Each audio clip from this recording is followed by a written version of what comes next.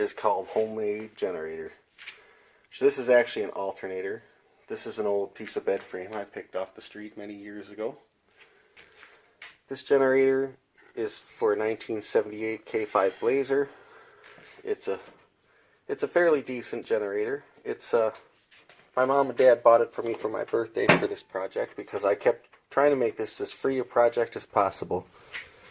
And since they spent their money and not mine, this is what I have. I have a brand new alternator, which I will be using to charge a battery with. Thank you. So here we are so far. Had a little trouble with the welder. The coil was kind of tangled up there, so got kind of a bad feed. But it turned out pretty nice, actually. It's pretty strong. I've taken out my trusty speed square and I've checked all the corners, and they come out to be perfecto. And all you really have to do is check two, and you'll know that the other two are good. So everything here is looking good. I burned the workbench a little bit, but I kind of expected to. Next time I have a little bit of spare paint left over, I'll just clean that up a little. This whole table needs to be cleaned up. Anyway, I'm going to put in some legs on these corners here. I'm going to weld some angle iron out, maybe about 8 inches here on each angle, on each foot. And that'll prop it up. I might put wheels on one side of it because I still have some of those scraps from the old lawnmower. And I might put a handle on it right here like a wagon so you could like pick the thing up and haul it there. So that's how it's going to be. Thanks, bye. So now we'll look at the frame that I have constructed and welded up. It's pretty solid. It's a bread frame. Bored a few holes in it where I will be mounting the lawnmower engine. It's painted with my outdoor house paint after it's been primed. I will be putting wheels also on it. I might go get those in just a second, actually. I also went to Goodies and bought an assortment of screws. This came to $14. This piece of plywood here was like $5 at Home Depot. And the frame, bed frame, and everything was free. You know, I already had that laying around. So right now it's, and this was a gift, so this doesn't count. This is a freebie. So you have 14 plus 5. We're out like almost $20 on this project so far. And I anticipate purchasing a battery, which I'm thinking that's going to be around $60-65 for a battery. Also over here in the basement, in this container, I have the inverter, which I will be connecting up to it. And that will mount up to the frame. I already have this secured, the engine secured. I ordered a pulley for it today. Actually, that was another $9. So right now we are at, I was at what, let's say $19. So plus 9, I'm now at $28. So let's say, let's round up and say I'm at $30 on this project so far. But underneath here, like I said, this is the mower engine. Obviously it's been cleaned out. And there's no fluids in it right now. It hasn't run in years, but it will start right off, I'm pretty sure of that. Over here, I know I'm walking all over the place, right? Over here in this box somewhere, that's the recycled metal box. In this box here, maybe? Yeah. In one of the boxes I have the brake, the flywheel brake and kill switch assembly, which I've taken off this motor to allow for me to just have an on-off switch. Thank you very much. This here was the pulley that came with the lawnmower. This was for the power drive. This is where the blade used to go. But as you can see, this is gonna definitely take a smaller size belt. So I wanted to get another belt where I can use the slotting that's already available to me here. Because there's a slot there I can use, there's a slot there. I also have a whole row of slot here, so these Briggs & Stratton motors are set up to give you a lot of room and a lot of freedom. So hopefully we'll be able to mount these up and the belts will line up. But getting that to line up is what I'm looking for, and have the same type of belt type, so the belt doesn't wear out, and I want it to spin very freely and very well. This is a very strong piece of plywood. Thank you. Okay, for the next merchandise purchase, these are the wheels off Pete's old lawnmower here, and I pulled it apart. I don't remember doing it, obviously. We're gonna need a big thick bolt like this, something to put through here, and this is actually the perfect size, but it's gonna need to run through there like that, and then it'll bolt up to the frame, which I'll have to drill out here to put the wheel on. See? So those are going to be some pricey bolts. They'll be like $1 or $2 each. And I was going to use these old broom handles for stops on the other side because they got the nice soft plastic. It won't do any damage to floors and stuff. This is my knife. I'm not left-handed, bear with me. But anyway, I'm going to take this tool bench, move it over here, and get this assembled. Thank you.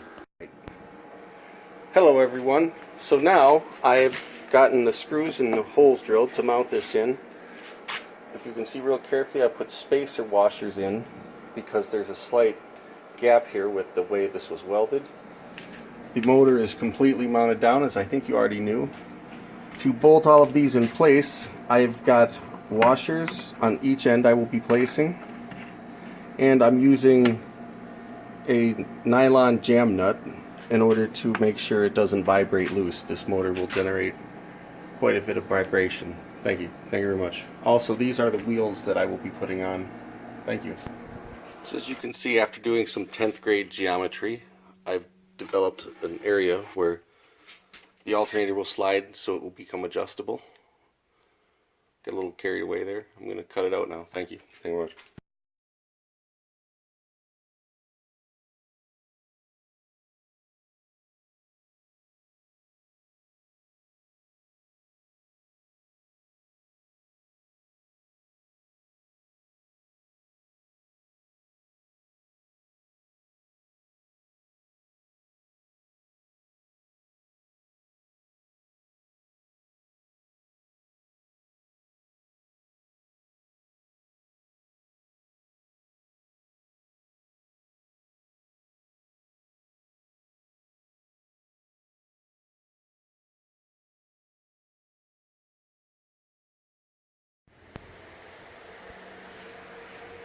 Alright, so here is the final video. I did kind of get bad about making the videos here. So down here, it's a little windy today, bear with me. This is an old towel rack thingy, and this is an old bungee cord, so I use this as the handle for it here, which could use quite a bit of improvement actually. I have brand new spark plug. This has been all cleaned up. The alternator is like new. The motor's been, like I said, it's been washed and cleaned up. A little dust there, but she's spiffy. The cable, I'd like to get a new pull rope that takes a little bit of the slack out of it, because this is designed for a lawnmower, so it's really supposed to be sitting up like this. So, and without the fan belt, without the blade down there, you do get a little bit of kickback, so you have to be careful starting it. Here I've got it all wired in. There is no brake on this motor. I took the flywheel brake off altogether because who cares. But instead of having the flywheel brake piece, I put in some wire here which goes to an on-off, which is weird because off is on and on is off, because you have to, you were actually connecting and making problems. So I believe that's the on position right there, or maybe that is. I really need to figure that out. Here I've got the alternator wired up, so to test it initially to see that there's some battery charge, to excite the wire, you do have an exciter wire, which is this wire right here. So I can hit this switch right here, which I wired. And if I do that, this light lights up right there, just like a light in the dashboard of your car would. So that's how you know the alternator is ready to be excited. So you've seen how it's been all fan belted underneath. Maybe not. I put the video camera under there to show you how the belt is set up. I do have some room for adjustment here, so you can tighten or loosen the belt as needed. So it's pretty good. I'm going to continue down here. So we have the battery cook up here. It's a Value Power Walmart $48 battery. These things cost a lot more than I expected. This is an old trolling motor protective case. And we have an inverter here, which is still running. I'll shut that off. And it's plugged in to a test box fan in my shed. So that being said, I think the next step, if you'll bear with me for the wind here, is to set the phone down and do a noise monitoring test once I fire it up. So if you'll just bear with me, you should be able to hear the noise. The phone is right by the muffler here. So I'll set it down right now.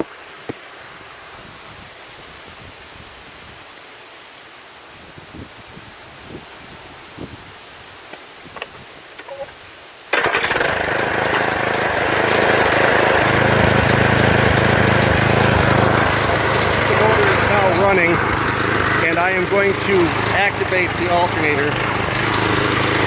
You want to let the motor run for a few minutes to build up a charge. I'm going to let the battery build up any little last minute charge it might have had. Over here we have the inverter. I'm going to now power it on, and the light doesn't work, but I can feel the fans are running. So if you'll listen now, the fan is off. So the motor's running just full open pretty much. The battery's probably got close to a full charge. At this point I'll kick on the fan in full blast mode and you'll hear the motor pull down.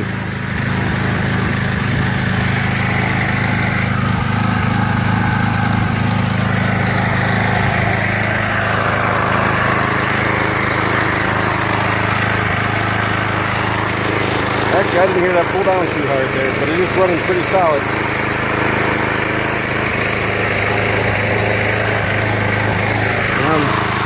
Now let's try and kick this off.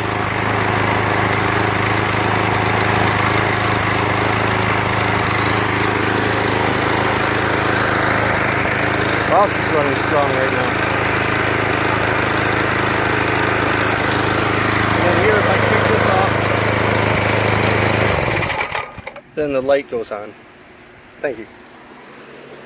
I'm going to let the fan run for a bit just to drain down the battery a little bit. I want this motor to struggle some. Alright, so this thing is actually more powerful than I thought. If I hold my big half-horse drill with my fan still running, I hit the throttle, I can hear the motor dive down a little bit. Do you hear it? And when I let go of the handle,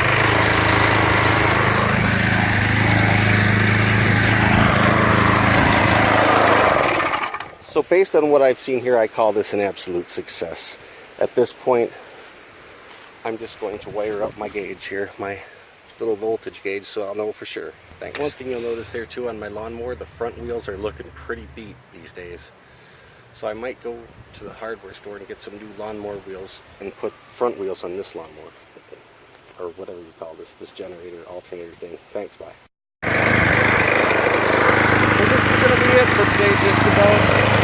On the positive note, I've got quite a bit going on there. Most GMs use a terminal block or a junction block to connect it.